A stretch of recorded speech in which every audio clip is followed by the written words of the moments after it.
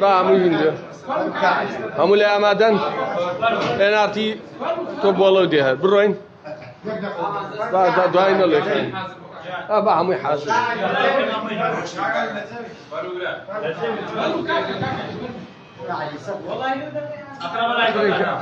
باش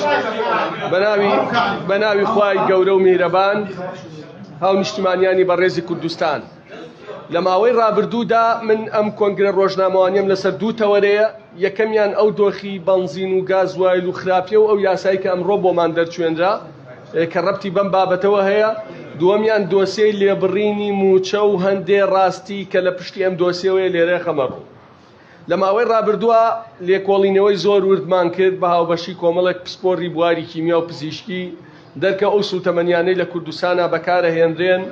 بە تایبەتی گازوایل و دواتر بەنزین هۆکاری سەرەکین بەپێ هیچ ستانداردێکی نێودەوڵەتی نییە نەک ستانداردی نێودەوڵەتی بەپێ هیچ شتێکی عێراقیش نییە هیچ مۆڵەت و ڕێگەپێدانیان نییە لە کۆمەڵێک شوێنی قەدەخە و قاچاق دروستەکرێن ئەبێتە هۆی تووشبوونی نەخۆشیەکانی شێرپەنجە و نەخۆشی دڵ و فشاری خوێن و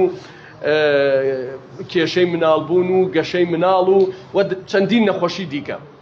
ئێمە ئەم لێکۆڵینەوە وردە لە ناو پەرلەمانە باسمان کرد لۆبیەکی زۆرمان بۆ کرد ئەمڕۆ ئەم یاسامان دەرچوێنرا کە ڕەبتی بە ڕێگری لەم بابەتەوە هەیە ئەگەر جێبەجێ بکرێت ئەم یاسایە پێداگیری کردووە لەسەر کوالێتی و ئەو گۆڕەپانانەی بەبێ مۆڵەت کارەکەن ئەو پاڵاوگانەی بەبێ مۆڵەت کارەکەن ڕێگە لە مەیەکە ڕێگە لە ساختەکاریەکە ڕێگە لە قۆرخکاریشەکە کە ئەبێتە هۆی گرانبوونی سوتەمەنی ئێستا حکومەت یاریەمی کوردستان لە بەردەم بەرپرسیارەتیەکی مێژوایە ئەگەر کار بەم یاسایەنەکە کەواتە لایەن ئاساییە لە پێناوی چەند بازرگان و چەند بەرپرسێکی چاوچنۆ کە بۆ پارە ئامادەن هەزاران کەس تووشی نەخۆشی شێرپەنجە و دایان نەخۆشی ترکەن و ژینگەی کوردستان بە تەواوەتی لەناوبەرن بۆیە هیوامان وایە ئەم یاسایە لە زووترین کاتە بچێتە بواری جێبەجێکردنەوە و ئەم گرفتە چارەسەر بێت چونکە بەو پەڕی وردەکاریەوە کارمان لەسەر کردووە کە ئەمەش کاری بنەڕەتی پەرلەمانی بەداخەوە ئەم مانگەشت حکومەت یاریەمی کوردستان بە لێبڕینی لە سا بسویەکەوە موچەدا بەشەکە لە کاتێکدا هەموو ئومێدەکان هەموو هیواکان هەموو هێلکەکان خراوەتە سەبەتەی ئەوەی کە پارە لە بەغداوەیە یا پارە لە بەغداوە نایەت لە کاتێکا چەندین بابەتی تر هەبوو بە پێی قەرار و بڕیاری خۆیان دەبووایە چارەسەر کرایە کە ئەم لێبڕینەی نەدەهێشت بەڕێزان لە ئێستادا کە من قسە لەگەڵ ئێوەکەم لە بەرمیلێ نەوت صافی ئیراد پوختەی داهات تەنیا $90 مێنێتەوە بە چاکسازی لەما ئەتوانرێت چارەسەری کێشەی موچەی فەرمانبەران بکرێت بەکەمتر لە $11 فرۆشتێ لە کاتێکە ئەو نەوتەی کەرکووک وەکو نەوتی ئێمەیە لە هەمان بۆریا لە بەندەری جەیهانە ڕوا لە هەمان بۆریا ئەڕوا ئەوەی ئەوان بە زیاتر لە $10 لەمە ئەمە کێشەی فرۆشتن ئەوەشی ئەمێنێتەوە نزیکەی لە 165 بۆ خەرجی بۆری و شەریکاتە ڕوا کە ئەمەش پێویستی بە مراجعەکردنێک هەیە خاڵێکی تر کە گرنگە ئەوەیە خەڵکی کوردستان شاهیدن بەندە ساڵێک و 7 مانگە باسی قاچاقچێتیەکە ناوی هەرچی کۆمپانیا بەرپرس دەسەڵات لە بەردەم سەرۆکایەتی حکومەت دامە داواکاری گشتی تاکە کەسێک لەم دۆسیا درا دادگا خۆمان بوو ئێستش بەردەوامە و لووتکەی دەسەڵات لە کوردستانە لە پشتێتی تەنانەت ڕێگە نادرێ هێزی ئەمنیش لیژنەی هاوبەشیش دەست بەکار بێ بۆ ڕێگری لە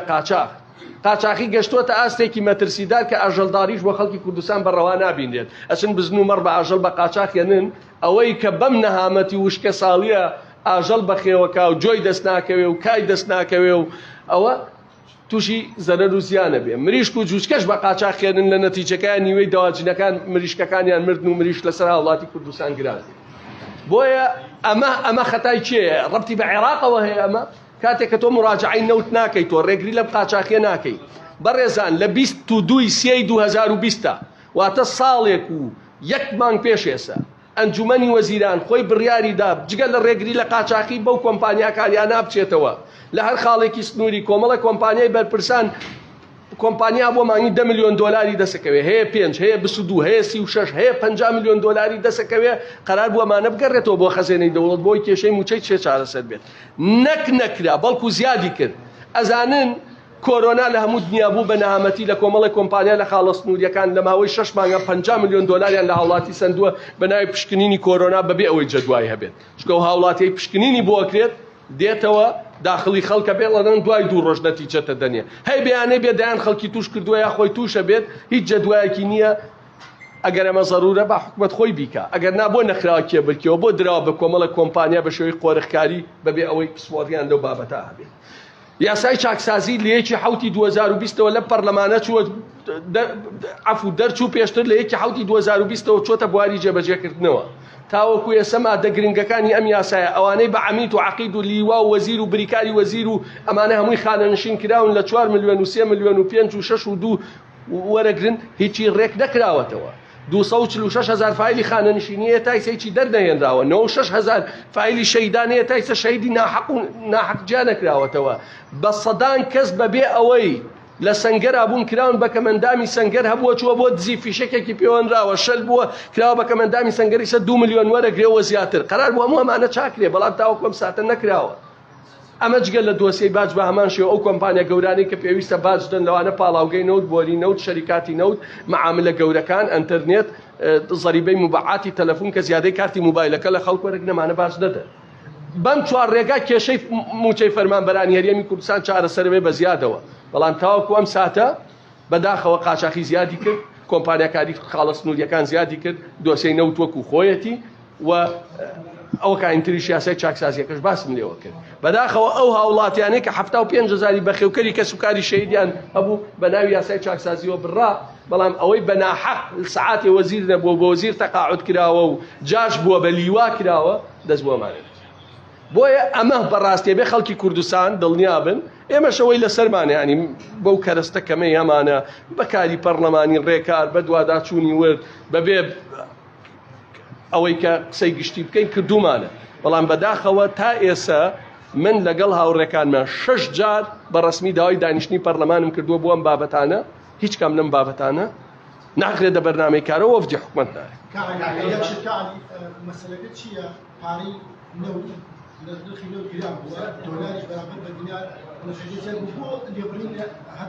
مەسەلەکە ئەمەی خوارەوەیە ئێستا لە بەرمیلێنی نەوت نزیکەی 90 دۆلار 90 دۆلار ئەمێنێتەوە نەک نەوت گومرگیش بە دۆلار وەرەگیرێت واتە نەوت و گومرگ بەبێ هیچ ئیسلاحێک لە ساڵ 22 داهاتی زیادی کردووە بەڵام بەداخەوە وەکو ئەبینین هۆکارەکەی ئەو 4 هۆکارە سەرەکیەی ترن کە ئەبێ معالەجە کرێ بۆ ئەوەی ئەم لێبڕینە نەبێ گریمان بەغدار پارەی نەنات هەر بێ لێبڕین بەردەوام بێ ئێ باشە بۆ ڕەوایە بەرپرسێک لە ساڵێکە بەبێەوە هیچ شتێ بکە لە خاڵێکی سنووری 36 ملیۆن دۆلاری دەستکەوتووە بەڵام هاوڵاتیەکە بێ بە پاشەکەوت موچەکەی کاک فەرمی وەزیفەی حکوومەتە بۆتە دۆزینەوەی هەلیکار بۆ کۆمپانیەکانی خۆیان یعنی هەروەکەن سێکتەرێکی حکومی ئەیدەم بە کەرتی تایبەت و کۆمپانیای بۆ من پێم وانییە ئەمە ئەگەر کەرتی تایبەتی حەقیقی بێ هەمووان پشتیوانیەکەین بەڵام ئەمەی لە خاڵە سنووریەکانە هەیە هیچ کەرتی تایبەتی حەقیقی نییە تەنیا لە کۆمپانیایەکەیە لە دەی نۆی 2019 دەست بەکاربوونی بۆ کراوە تەسریحەی گومرگی یەک ئەیفۆڕی سپیە پێشتر حکومەتێک کرد مشکیلە نەبوو درا بە کۆمپانیای کۆریدۆر لە برایم خەلیل بەس لە 2020 تا بای 15 ملیار دینار ئەیفۆڕی فرۆشتووە ئەمە کە ئەڵێن بۆ ئەو خەڵکی تر زیاتری فرۆشتووە بۆیە بەداخەوە ئەمە کەرتی تایبەت نییە خۆیان قەراریاندا پێیا بچنەوە خۆیان لیژنەیان بۆ دروست کرد خۆیان قەناعەتیان وا بوو کە ئەمە گەندەڵیەکی منەظەمە بەڵام بەداخەوە جێبەجێ بە دڵنیاییەوە هەرکێ دەسەڵاتی نەبێ هەرکێ هێز و حزبی لە پشت نەبێ جا حزبەکە هەرکێ بێ ناتوانێت لە خاڵە سنووریەکان پارە پێیان هۆکارەکانی زۆربوونی دەکات قاچاقچی چین و لەکەم خاڵی سنووری زۆرترین دەکات قاچاقچی هەیە هەردێکە بە فۆرمێکی جیاوازە مەسەڵەن بۆ نمونە ئاژەڵ بۆ نمونە من دوێنێ باسم کردووە لە سحێلاوە دێ جگەرە و هێلکە لە باش ماخەوە دێ شتێ یعنی هێزی منەظەم لە کوردستان لە پشتی خاڵی هێزی گەورە دەسڵاتی گەورە لووتکەی دەسڵات ئەگەر نا من ئەپرسم ئەو هێزا هاوبەشەی 3 مانگ پێش قەرای لێدا بۆ دەست بەکار لەبەر ئەوەی لووتکەی دەسەڵات یەکێ لە مەزدەرە گەورەکانی پارە لە کوردستانە خاڵە سنووریەکانە بە کۆمپانیاکاری و قاچاقچی